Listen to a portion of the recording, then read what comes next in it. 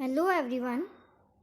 जैसा कि हमने सोशल स्टडी में राजस्थान का इतिहास जिसमें मेवाड़ का इतिहास स्टार्ट किया था, हमने जगत सिंह तक पढ़ लिया था। आज हम स्टार्ट करेंगे उनके पुत्र राज सिंह से।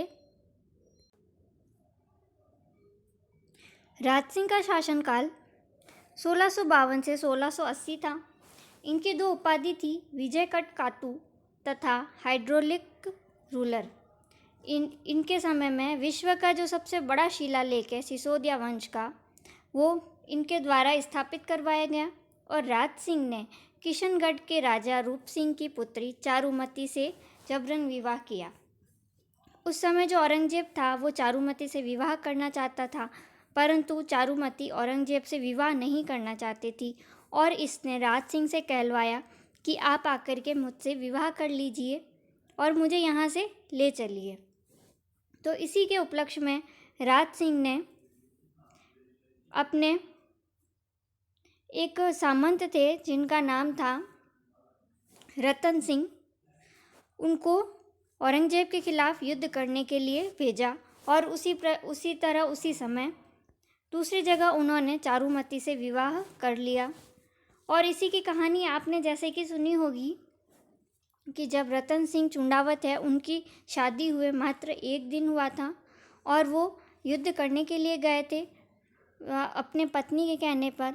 वहाँ पर उनको अपने पत्नी की याद आई और उन्होंने उनकी एक निशानी मांगी और एक सैनिक को भेजा अपनी रानी के पास। तो रानी ने सोचा कि हम आज निशानी के रूप में उन्होंने एक अपना सर काट के दे दिया। तो सलुम्बर जागीर के सामंत रतन सिंह चूडावत के पास भेजा। तो इस उपलक्ष्य में ये एक कहावत है, चूडावत मांगी सेनानी, सर काट दे दियो शतरानी। तो इस तरीके से जो राजा राज सिंह है वहाँ रानी चारुमती से विवाह कर लेते हैं और औरंगजेब से युद्ध करते हुए रतन सिंह चूडावत वीरगति को प्राप्त हो जाते हैं। औरंगजेब के द्वारा इनके समय में जो जजियागढ़ लगाया गया उसका विरोध किया और हिंदू देव मूर्तियों को संरक्षण प्रदान किया। इनके कुछ निर्माण कार्य है। सप्तध्वजा श्रीनाथ जी का मंदिर जो नाथ द्वारा राजसमंद में है, जो आज भी वर्तमान में बहुत प्रसिद्ध है। अम्बा माता का मंदिर उदयपुर, द्वारिकाधीश का मंदिर कांकरोली राजसमंद, जाना सागर तालाब, त्रिमुखी बावड़ी आदि। दिल्ली के बादशाह शाहजहाँ के पुत्रों में हुए 1657 ईस्वी के उत्तराधिकारी युद्ध में औरंगजेब ने मेवाड़ के महाराणा राज सिंह से सहयोग प्राप्त करने का प्रयास किया था। राज सिंह ने अकाल कार्य राहत के लिए राजसमंद झील का निर्माण भी करवाया और इस झील के उत्तरी भाग में 9 चौकियाँ या उसको पाल भी कहते हैं और उस पर 25 शिलालेख वाली राज प्रशस्ति है। इस राज प्रशस्ति के लेखाकार रणछोड़ भट्ट तेलंग है और यह विश्व की सबसे बड़ी और सबसे प्रसिद्ध राज प्रशस्ति है। इसके बाद में आते हैं जय सिंह, जिनका शासनकाल 1680 से 1698 ईस्वी था।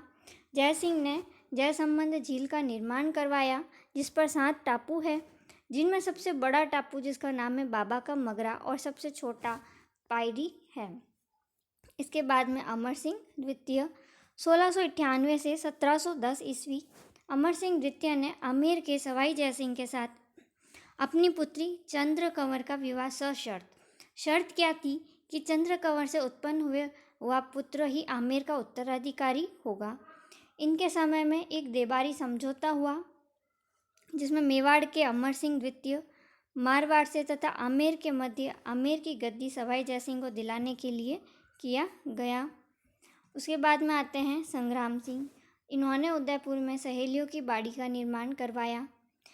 इसके पीछे एक कारण है, संग्राम सिंह की जो पुत्री थी उनको जो है सावन है और भाद्रपद में जो बारिश का मौसम होता है वो बहुत ही प्रिय था और उन्होंने अपने पिताजी से निवेदन किया कि मुझे तो ऐसा ही बगीचा चाहिए जिसमें कि हर समय वहाँ जाने पर ऐसा प्रतीत हो जैसे अब भी बारिश का मौसम है।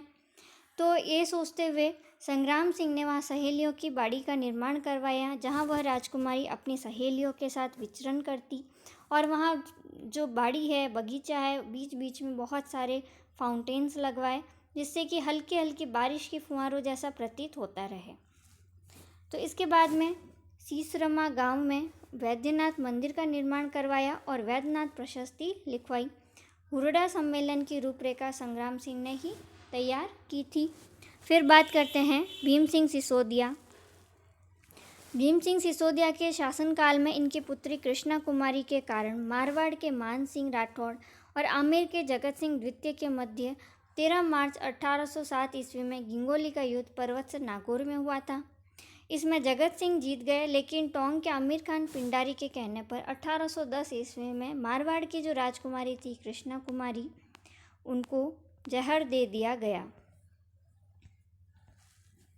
और भीम सिंह ने 1818 ईस्वी में ब्रिटिश ईस्ट इंडिया कंपनी के साथ सहायक संधि कर ली थी।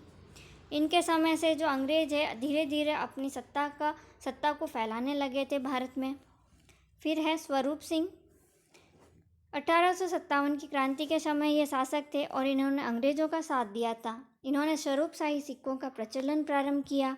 1853 में डाकन प्रथा पर रोक लगाई और इनकी पासवान रानी अंजाबाई सती हुई थी, जो कि सती का अंतिम प्रमाण था। इसके बाद में सती प्रथा पर रोक लगा दी गई थी।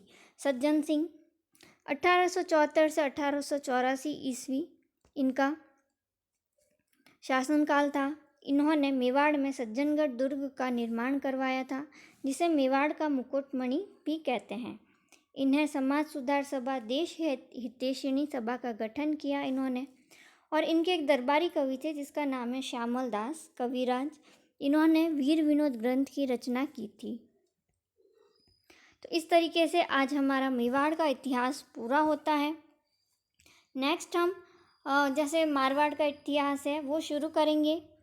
Thank you.